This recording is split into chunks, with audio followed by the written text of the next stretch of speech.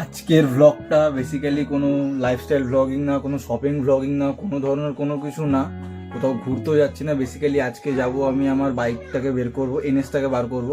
এনএসটাকে বার করে, আজকে তো শনিবার, আর এখন বাজে মোটামুটি ওই 4:30 বেজে গেছে। তো এখন বেরোবো, বেরিয়ে বাইকে তেল ভরবো, তেলটা ভরে তারপরে তোমাদের সাথে দেখা হচ্ছে, দেখা করে কিছু কথা বলবো। সেটা হচ্ছে অ্যাবাউট আমারই বাইকের এনএসটারই রিভিউ দেবো আজকে। তো বেরিয়ে তারপরে কথা বলছি, ততক্ষণ যাই, যে বাইকটা তেল নেই, তেল ভরাই, বাইকটাকেও বার করতে হবে, তারপর তোমাদের সাথে গিয়ে আমি জায়গা মতো কথা বলছি। চলো যাওয়া যায়। তো ফাইনালি আমি বাইকের তেল ভরে চলে এসেছি, যে বাইক রাখা আছে এখানে। আর আজকে একটা ইনসিডেন্ট হয়েছে, আমি বলি। আমি এখান থেকে যাচ্ছিলাম, স্টেট গেলে মেট্রো ক্যাশ অ্যান্ড ক্যারি। তো এইখান থেকে স্টেট যখন কালিকাপুরের দিকে গেলাম, 3টে বাইক আমার পেছন পেছন আসছিল। জানি না তারা কীভাবে বুঝলো যে আমি। তো আমি যখন পেট্রোল পাম্পে গেছি, যেই পেট্রোল পাম্পটা কালিকাপুরে আছে, ওখানে গিয়ে আমি তেল ভরাচ্ছি। তো তখন আমাকে গিয়ে, আমি দাঁড়িয়েছি, দাঁড়িয়ে আমার পেছনে এসে দাঁড়িয়েছি, আমি লুকিং গ্লাসে দেখলাম। তো দেখার পরে আমাকে সাইড থেকে একজন ছিল এই পারে, একজন ছিল এই পারে, আর একজন ছিল পেট্রোল পাম্পের বাইরে। 3টে বাইক ছিল। তো 3টে বাইকে মোটামুটি 2জন করে ছিল, 6জন ছিল টোটাল। তো আজকে কেসটা কী হয়েছে, আমি এখান থেকে বেরিয়েছি, জাস্ট আমাদের যে মেট্রো ক্যাশ অ্যান্ড ক্যারি সীমাবাড়ির যে সিগন্যালটা আছে, এখান থেকে আমি ক্রস করে ওই পারে গেছি। তখন থেকে আমাকে ফলো করছে, ফলো করে যখন গেছে, ঠিক আছে, পেট্রোল পাম্পের ভেতরে যখন আমি ঢুকেছি, আমাকে তার আগের থেকে ডাকছে, বাট আমি হেলমেট পরেছিলাম, আমার বাইক জোরে চালাচ্ছিলাম বলে আমি শুনতে পাইনি। তো পেট্রোল পাম্পের ভেতরে যখন গেছি, যাওয়ার পরে এবারে আমার পাশে এসে দাঁড়িয়েছে, দাঁড়ানোর পরে বলে, তুমি সুমন? আমি বলছি যে হ্যাঁ। তো পরে বাইকের ওখানে গিয়ে দেখছি ইউটিউবের লোগো আছে, বলে তুমি ইউটিউবে ভিডিও করো? আমি বলছি হ্যাঁ। তো বলে, দাদা তোমার ভিডিও আমি দেখি, তোমার বাইকের পালসারের ভিডিও নিয়ে দেখেছি অনেক।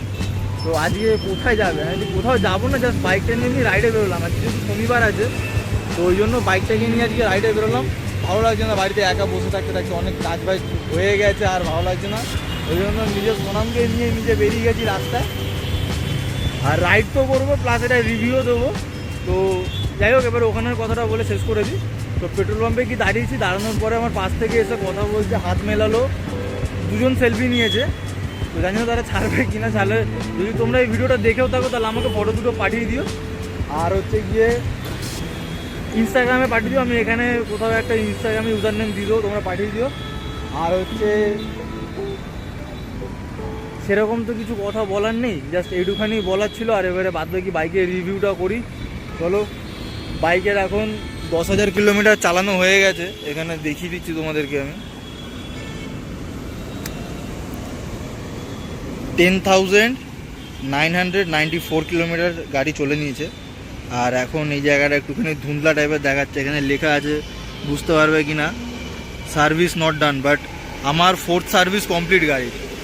তো আজকে এটা নিয়েই কথা বলি, রিভিউ দিই, কীরকম কী হয় না হয় দেখে নেওয়া যায় এবারে। সবার প্রথমে যদি আমি কথা বলি লুকস অ্যান্ড ডিজাইন, তো লুকস অ্যান্ড ডিজাইনে এই গাড়িকে আমি যদি 10 আউট অফ 10 দিতে হয়, আমি রাজি। বাট তার কারণটা হচ্ছে যে ডিজাইন আছে, সাইড থেকে দেখিয়ে দিচ্ছে, একবার দেখে নাও, এরকম টাইপের কিছুটা ডিজাইন আছে, ঠিক আছে, যার জন্য একটা পুরো স্পোর্টি লুক হয়ে যায়। আর একটা জিনিস হচ্ছে, এর যে ডিআরএলস আছে, এখানে ফ্ল্যাশ টাইপের আছে, এইভাবে আছে দুদিকে। আর এর ডিআরএলস এতটাই পাওয়ারফুল যে জাস্ট কি বলবো, কিছু বলার নেই, প্রচুর পাওয়ারফুল ডিআরএলস। এখন স্টার্ট অফ আছে বলে তাই এরকম লাগছে, যখন স্টার্ট অন হবে, গাড়ির ইগনিশন অন থাকবে, মানে স্টার্ট যখন অন হবে তখন ডিআরএলসের পাওয়ার আরও বেড়ে যাবে। আর হেডলাইটের পাওয়ার তোমাদেরকে কিছুটা দেখিয়ে দিই, যার চোখে পড়বে তার চোখ অন্ধ হয়ে যেতে পারে। তো বেশি বড় করবো না আজকে ভিডিওটা, ছোটোখাটো ভিডিও রাখবো, জাস্ট আমার বেসিক নলেজ যেগুলো আছে সেগুলোই আমি শেয়ার করব। তো এইবারে আসি রিয়ার সেকশানে। রিয়ার সেকশানে আসলে দেখতে পাবে এরকম কিছুটা নর্মালি এনএস সিরিজের যেই টেল লাইট থাকে সেইটাই আছে। আর রিভিউ তো বেশি কিছু দেওয়ার নেই আমার, কারণ এটা হচ্ছে 2024-এর মডেল। আর এইখানে তোমাদেরকে তোমরা দেখতে পাবে কিনা আমি জানি না, এই জায়গাটা যদি ফলো করো, এখানে মোডস আছে অনেক চেঞ্জ করার জন্য। তো এখানে ভেহিকেল ইনফোতে গেলে রাইড মোড, এখানে গেলে অনেক ধরনের তোমরা অপশান পেয়ে যাবে। রাইড মোড এখন ইঞ্জিন অফ আছে বলে তাই নিচ্ছে না, নাহলে দেখিয়ে দিতাম। আর এই যে লুকিং গ্লাসটা আছে, এটা আফটার মার্কেট লাগানো, মানে অ্যাক্সিডেন্টের পরে আমার এই লুকিং গ্লাসটা ফেটে গেছিলো বা এখান থেকে পুরো ভেঙে গেছিলো, তো ওইটাকে ঠিক করে করা হয়েছিল। আর এখান থেকে যদি তোমরা খুব ক্লোজলি নিয়ে যায় তাহলে বুঝতে পারবে যে এইখানে আঠা লাগানো আছে ভেতরে, তো এই লুকিং গ্লাসটা পরে চেঞ্জ করা ছিল, আমি আর চেঞ্জ করিনি, নতুন করে যা ছিল ওইভাবেই আছে। তো লুকিং গ্লাস ওইভাবেই রেখে দিয়েছি আমি। আর কালার হচ্ছে এটা 4টে কালার আছে, তোমরা জানো, আমার আর বেশি করে বলার কিছু নেই। আর আমার গাড়ির এখন এটার কিছুটা এরকম অবস্থা, জং ধরে আছে হালকা, এরকম কিছুটা অবস্থা, সুইং আর্মের মধ্যে হালকা হালকা কাদা ভর্তি। আমি এই ভিডিওটা অনেক দিন ধরে বানাবো করছি, বাট বানানো হয়নি। আর আমার গাড়ির এখন যদি মাইলেজের কথা বলি তাহলে মোটামুটি আমি ওই 26-27 এরকম মোটামুটি আমি পাচ্ছি মাইলেজ। হয়তো XP95, আমি XP95 দিই না, বাট XP95 দিলে হয়তো আরও কিছুটা মাইলেজ ইনক্রিজ হবে, 5 to 6% হয়তো মাইলেজ ইনক্রিজ হবে। আর সেরকম তো কিছু শেয়ার করার মতো নেই, জাস্ট আজকে রাইডেই বেরিয়েছি একটুখানি একা একা। নোংরা ভর্তি, বাড়িতে পড়ে থাকে, ধুয়ে মুছে রেখে দিয়েছি, তাই এরকম নোংরা হয়ে গেছে, নোংরায় ভর্তি হয়ে গেছে পুরো গাড়ি। রিভিউ সেরকম কিছু দেওয়ার নেই এই বাইকের, যা ছিল ওইটুখানি ছিল, যে গাড়ির কীরকম কী কন্ডিশান, কীরকম কী হালাত তোমরা দেখে নিয়েছো। আর একটা জিনিস বাজাজকে একটু বলা ভালো হতো, যদি কোনো বাজাজের যদি কোনো সেলস পারসন বা কোনো কোম্পানির লোক যদি শুনতে পাও, তাহলে একটা জিনিস আমি বলে দিচ্ছি তোমাদের, এই যে মাডগার্ডটা আছে এটা খুবই পাতলা, এটা একটুখানি যদি শক্ত হতো আরও ভালো হতো। 400 সিসির সাথে এই পাতলা মডগার্ড যায় না। আর এইটা যেটা আছে আমার এই জায়গায় বাইকের এখানে পুরো স্ক্র্যাচে ভর্তি হয়ে গেছে, নিচে ধাক্কা খেয়ে বাম্পারে। আর এই গাড়ির মধ্যে আমি এখন ইঞ্জিন অয়েল মডুলে দিচ্ছি, এখানে এখন দেখতে পাবে না, ওই পারে কাত হয়ে গেছে, এই পারে যখন গাড়ি কাত হবে তখনই দেখতে পাবে। আর এই গাড়িটা হচ্ছে আমার 373 সিসির ইঞ্জিন।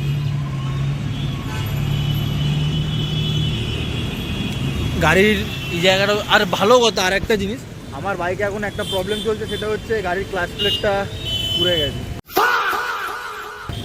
তো ক্লাচ প্লেটটা পুড়ে যেহেতু গেছে, এবারে ওটাকে ঠিক করতে মোটামুটি বললো যদি চেঞ্জ করি 4 থেকে 4.5 টাকা বেরিয়ে যাবে, ঠিক আছে।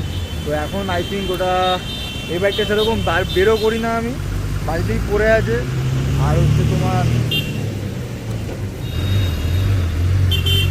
যদি নর্মাল ঠিক করে নিই তাহলে 1,500 থেকে 2,000 টাকার মধ্যে হয়ে যাবে। আর একটা জিনিস হচ্ছে, এই বাইকটা যখন আমি অ্যাক্সিডেন্ট করেছিলাম, এই পারে লেগ গার্ড বেঁকে গেছিলো, এখানে ঝুল লেগে গাড়িটার কী অবস্থা হয়েছে আমার। এখানে দেখো লেগ গার্ডের মধ্যে জং ধরে আছে, কারণ গাড়ি যখন এই পারে পড়েছিল লেগ গার্ড এখান থেকে এরকম বেঁকে গেছিলো। তো বেঁকে যাওয়ার পরে কী হয়েছে, লেগ গার্ডটা ওই পারে দুমড়ে গিয়ে এখানে ঘষা খেয়ে গেছিলো।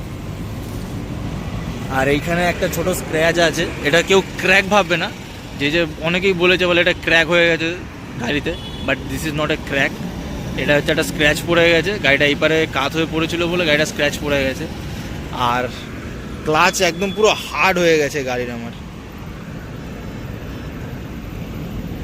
তো এইটুখানি বেসিক্যালি ছিল, আর সেরকম তো কিছু নেই গাড়িতে কথা বলার মতো। গাড়ির একটা জিনিস আমি দেখাই, গাড়ির কুলেন্ট টপ আপ করেছিলাম আমি আগের বছরে মেবি, তো না আগের বছরে না, এই বছরেই মনে হয় কুলেন্ট টপ আপ করেছিলাম। তো কুলেন্টের দাগ এখনও নামেনি, গাড়ি মোটামুটি কুলেন্ট টপ আপ করার পরেও আমি চালিয়েছিলাম, কিন্তু গাড়ির কুলেন্টের দাগ এখনও নামেনি, ম্যাক্সিমামের ওপরে চলে গেছে, কারণ একটুখানি হাত লেগে বেশি পড়ে গেছিলো, এটা কুলেন্ট বেশি ঢেলে দিয়েছিলাম। তো এখন দাগ ম্যাক্সিমামের ওপর থেকে আছে, মিনিমামও এখনও যায়নি। আর ডিস নিয়ে যদি কথা বলি, ডিস ব্রেক, তো হ্যাঁ এই বাইকটা একটুখানি এবিএসের প্রবলেম আমি দেখতে পাচ্ছি, কারণ জানি না এটা এবিএসের এইখানে রিংয়ের কোনো প্রবলেম না এবিএসের সেন্সারের কোনো প্রবলেম, বাট এবিএসে একটুখানি প্রবলেম হচ্ছে, জানি না কেন, কারণ ব্রেক মারলে হট করে আটকাচ্ছে না, কিছু টাইমে আটকে যাচ্ছে, কিছু টাইমে আটকাচ্ছে না। তো ব্রেকিংয়ে একটুখানি প্রবলেম আমি দেখছি আফটার 10,000 কিলোমিটার।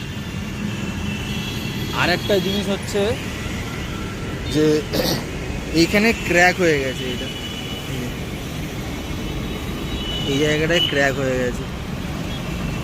আর এখন বৃষ্টি নামছে, এবারে বেশিক্ষণ দাঁড়ানো যাবে না এখানে। তো যেটুখানি ছোটো মাইনার আমার খুঁজ ছিল সেটুখানি বললাম, আস্তে আস্তে করে আরও কিছু হয়তো যদি বেরোয় তখন ভিডিওতে আমি কিছু বলবো। তো চলো আজকের জন্য এইটুখানি, রাইডে বেরোই, রাইড করে নিই, বাইপাসে দাঁড়িয়ে আছি যখন আর ভালো লাগছে না, তেলও ভরা হয়ে গেছে। তো যাই এবারে গিয়ে একটুখানি ঘুরে নিই, তারপরে বাড়ি যেতে হবে আবার। চলো টাটা, দেখা হচ্ছে পরের ভিডিও।